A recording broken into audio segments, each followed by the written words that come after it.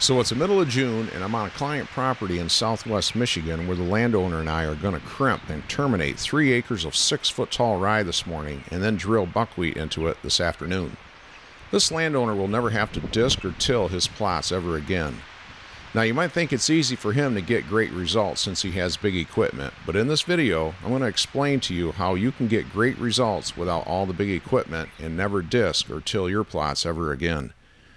I've been explaining the benefits of going no-till to most of my clients for a long time, and it's a different mindset and can take a bit to understand the process and the timing of when and what to plant. So I'll share a calendar timeline that should answer a lot of questions about the no-till process. So if we go back to March of last year, 2020, you can see this plot was nothing special. In fact, it was mostly grass with a small section where the landowner grew some brassicas. Now, since he lives about an hour away, he wasn't going to have time to disc and spray the plots every time he wanted to plant something. So I suggested he go no-till, but since he didn't have a drill at the time, he hired that out to someone who sprayed herbicide to kill everything and then drill in buckwheat in May. After a good growing season last summer, not only did the buckwheat grow, but it was overtaken in many areas by giant ragweed, horse nettle, and foxtail. It was 7 foot tall in some areas by mid-August when we planted the fall food plots. Most guys would have mowed and sprayed the field first, and some would have even disked it as well, but that's a lot of time and effort the landowner didn't have. The question was, how are we going to broadcast seed in the 6 to 7 foot tall weeds? Well, fortunately, he had a utility cage he could lift me up with his tractor and drive me around the field while I broadcast seed with a solo hand spreader. All the weeds were able to fall down through the vertical weeds in buckwheat and make it down to the ground. If you want to see the full version of that video showing the complete process that day, there's a link to that video in the description below. After seeding, the landowner rolled the weeds down over the seed so it would be a protective layer of mulch. Then we followed up with an application of Roundup to kill all the weeds in buckwheat, and finally applied a mix of liquid fertilizer and lime from Plot Doctor. Even with no rain for 9 days after planting, we got good germination under the mulch because of the dew that was held under the thick mat of dead weeds. About a month later and a little rain, we got great growth of oats, peas, winter rye, radishes, and crimson clover. Yeah, we even had some volunteer buckwheat that came back, but it was snuffed out pretty fast by the oats, peas, and rye. The deer loved it, and our trail cams were working overtime. On November 21st, the landowner and his 11-year-old son headed out to that plot. That evening, his son shot his first buck. A nice 9-point that he and his dad will never forget. Later in December, the deer were still all over that plot. You couldn't find a blade or leaf of anything that wasn't nipped off. And that's the beauty of growing a grain blend. It's very browse resistant. Fast forward to this spring of 2021, as soon as the snow melted, the winter rye and crimson clover were green and the deer were on it every day. This provided much needed protein when they needed it most. But as the rye and clover got taller and more unpalatable, the rest of the property was going through its spring green-up and provided natural food everywhere. By May, the does are dropping their fawns, and the 4-foot tall rye is a great place for vulnerable fawns to hide from predators for the first month of their life. By June, the rye is about 6 feet tall, and the annual crimson clover is about 3 feet tall. This is when you need to make a decision, because in June, the seed is starting the process of maturing into a viable seed. This is called the dough stage, when the seeds have a little white milky substance that oozes out if you pinch it. If left alone, the seed fully matures, becomes viable seed, and the rye plant dies. That completes the life cycle of annual rye. It will stay standing vertically well into the fall, even though it's dead. In case you didn't realize it, there's a difference between annual and perennial rye and clover. Annual rye is also called winter rye, or cereal rye, or rye grain. That's the rye that we plant in our food plots. Not to be confused with rye grass, which is a perennial rye that comes up every year in your lawn. Unfortunately, many food plot seed blends and fancy bags have ryegrass in it. Always read the ingredients label on the back of every bag. If there's any ryegrass in it at all, just put it back on the shelf. For clovers, your annuals are crimson, berseem, balanza, and red clover. These grow fast and are used for building up organic matter in poor soils, just like annual rye. One thing to know, though, is if you're in the northern parts of Minnesota, Wisconsin, Michigan, or New York, the crimson may not overwinter due to the possibility of extreme cold temperatures. In those areas, I would recommend using red clover if you want it to green up in the spring and provide green manure for soil building. Meanwhile, perennial clovers like ladino and white clover have much smaller seeds and grow a lot slower, but they come back every spring and can be a great plot for many years with very little maintenance. Going back to making a decision about rye, if you allow the seed to mature, just know that you could have a lot more rye in your fall plot than you bargained for. It may even choke out some of the other companion seeds that you planted like oats or peas or especially brassicas.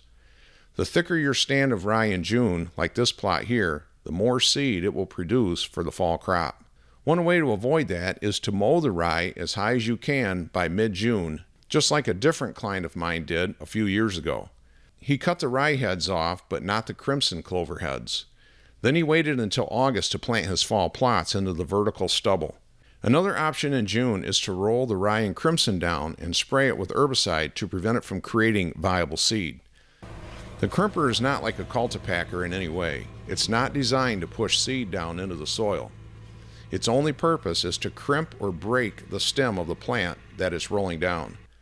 This cuts off the nutrients from the roots so the plants die. Simple concept. It saves time and money and is great for guys who want to cut back on using Roundup. But it's not going to kill 100% of all weeds and grasses in a plot. You'll still have to use Roundup, but with a crimper you won't need as much and could probably get by with only using Roundup once a year when planting your fall plots. When crimping rye and replanting buckwheat in June, you can skip the Roundup application and just wait until your July or August planting of your fall plots.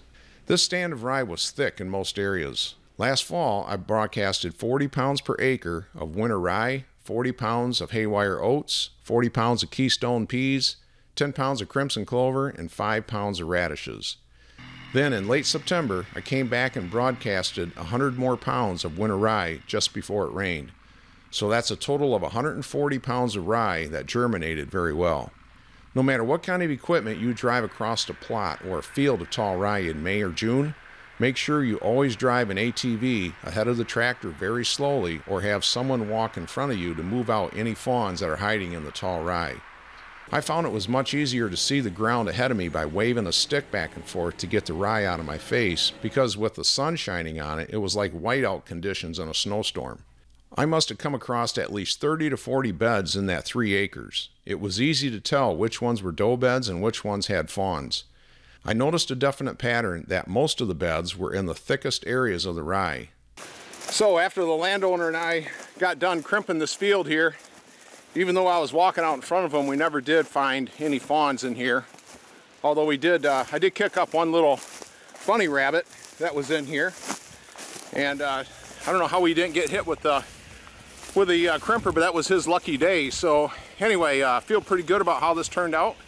And landowner's up at the barn right now hooking up the Genesis 5 drill. We're going to plant buckwheat into this stuff, and I think this is going to turn out really well. This is about a 2.5 acre field, and well, it's about a 3 acre field, and we crimped about 2.5 acres of it. We left some areas over here that we did not crimp just because we wanted to leave some extra fawning cover. And there's a lot of coyotes on his property, and he's got a lot of open woods, so you know, probably less hiding places for the fawns to hide on this property than most. So not only that, but it's going to be a test as to how it's going to work out planting into it this August and see if we get an overabundance of rye coming back, because it's all going to turn into voluntary seed, right? So anyway, we'll go run over to the barn. We'll go help the landowner hook up the Genesis 5, and then we'll come back out here and we'll drill this. So the landowner had the Genesis 5 drill delivered about 3 weeks earlier by Wessel Outdoors in southeast Michigan. Jim Wessel and his son Bob were nice enough to show us how to calibrate it for different seeding rates and depth for different seed sizes. They even went out with us to a small food plot with really poor soil to drill in some buckwheat and make sure everything was dialed in correctly. And after 3 weeks of growth, I'd say it worked out very well. So on this day, the drill was already dialed in for buckwheat, so all we had to do was fill the hopper and start planting. Now since the crimper is 8 feet wide and the drill is 5 feet wide, the landowner couldn't go back and forth on each crimper row because the drill would miss 3 feet on every row. So to make it easy, we crimped in a circular pattern around the field so that the drill could go in the same direction the crimped rye was laying. Going the opposite direction could cause the long rye stems to get caught up in the round knives and wheels. But going in the same direction on every row made it tough to see where the last row was. So I placed a few red flags on the left side of every planted row to prevent any gaps or overlap. It didn't take long to plant 130 pounds of buckwheat on 2.5 acres. So now while the rye is decaying and feeding carbon into the soil for all the insects and microbiology, the buckwheat will grow for a couple of months until we come back in mid-August and crimp it the day we plant the fall food plot again with more haywire oats, keystone peas, winter rye, radishes, and crimson clover. That completes a 1-year cycle of no-till and building organic matter fast in soil with 2 cycles of green manure each year. No disking, tilling, or disturbing the habitat in the soil for all the living organisms that make the soil come alive with nutrients the deer can actually taste. The soil will always be covered and kept cooler during the hot, dry summers, and rain will be able to infiltrate much faster during downpours instead of running off and causing erosion and losing topsoil. So you don't need big equipment to go no-till, just a plan of attack about 6 months in advance, because with no-till, what you plant today will determine what and how you can plant down the road with a lot less work. If you found this video to be helpful, give it a thumbs up and subscribe for more videos like this one to help you see more bucks.